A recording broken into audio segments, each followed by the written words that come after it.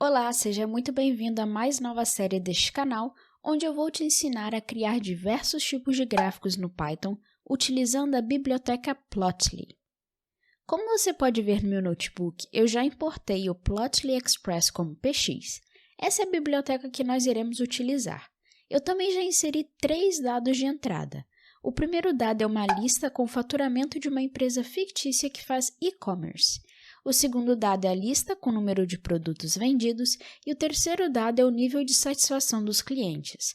Todas essas listas têm 12 elementos, um para cada mês do ano. Vamos começar criando o gráfico de dispersão. Eu vou criar um objeto chamado gráfico dispersão e vou usar o px.scatter, que indica o tipo de gráfico para o Plotly. O primeiro argumento é a lista com os dados que serão representados pelo eixo X, que nesse caso vai ser o faturamento. Já o segundo argumento é o dado do eixo Y, que será o número de produtos. Agora eu vou digitar gráfico dispersão.show para o Jupyter mostrar o gráfico. Rodando a célula, você vai ver um gráfico bem feio aparecendo. Deixa eu te ensinar a configurar esse gráfico. Vamos começar trocando a cor e o tamanho do marcador.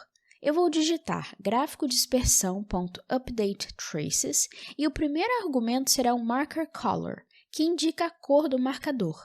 Eu vou começar colocando vermelho, red. O segundo argumento é o marker size, que indica o tamanho. Vamos aumentar para 20. Rodando o código, você vai ver que o gráfico já deu uma melhoradinha. Agora vamos adicionar o rótulo dos marcadores. Por exemplo, se colocarmos text igual a satisfação dentro de scatter, os níveis de satisfação irão aparecer no centro dos marcadores. Um jeito de mudar a posição do rótulo é adicionando mais um argumento ao updateTraces. Eu vou colocar textPosition, tudo junto, igual a bottom right, para o rótulo ficar na parte inferior direita do marcador.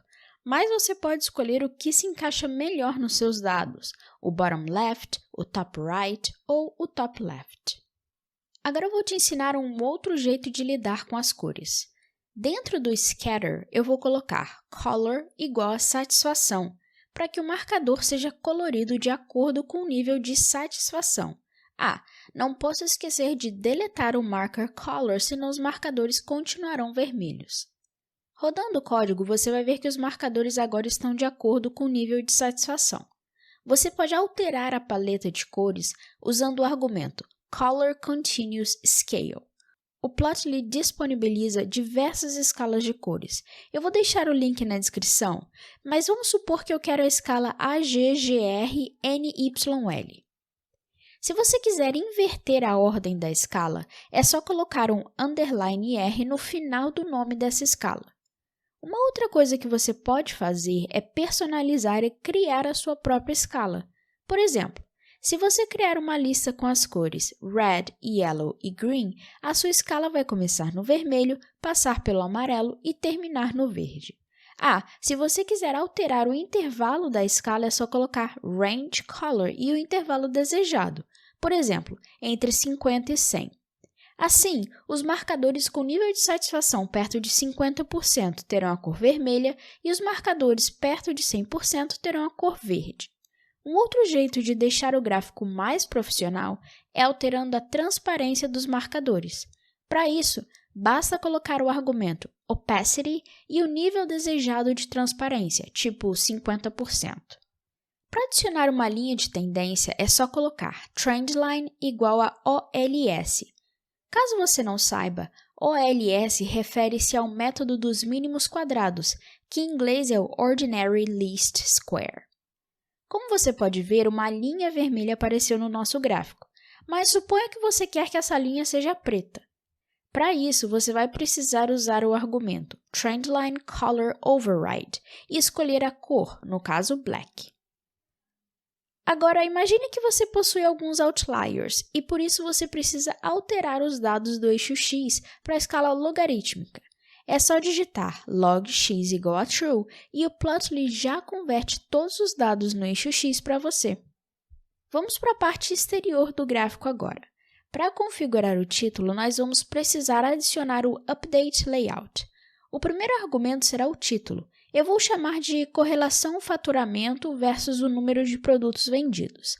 Adicionando o B e o /B no começo e no fim do título faz com que ele apareça em negrito.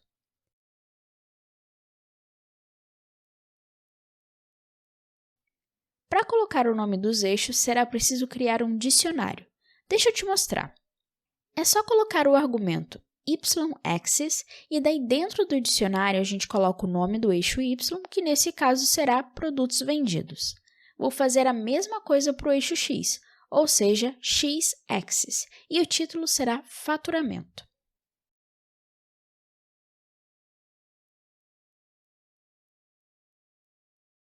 Estamos quase acabando, eu só preciso te mostrar mais duas coisinhas. Eu vou te mostrar como trocar o plano de fundo com um exemplo meio bizarro. Vou colocar o fundo preto para você entender o que estamos modificando. Eu vou colocar plot bg color igual a black. Beleza, já que você sabe que eu estou mudando, eu vou colocar um fundo cinza bem clarinho. Nesse caso, eu vou usar o hexadecimal F2, F2, F2. Lembrando que em todos os lugares que eu coloquei o nome de uma cor, você pode utilizar o número hexadecimal ou o código RGB. Para finalizar, eu vou te mostrar como configurar a escala de cores. A primeira coisa que eu vou fazer é adicionar um sufixo aos valores da escala. Eu vou adicionar o argumento colorAxis_colorBar igual a dict, tick_suffix igual a porcentagem. Como você pode ver, depois de cada um dos valores, agora tem o símbolo de porcentagem.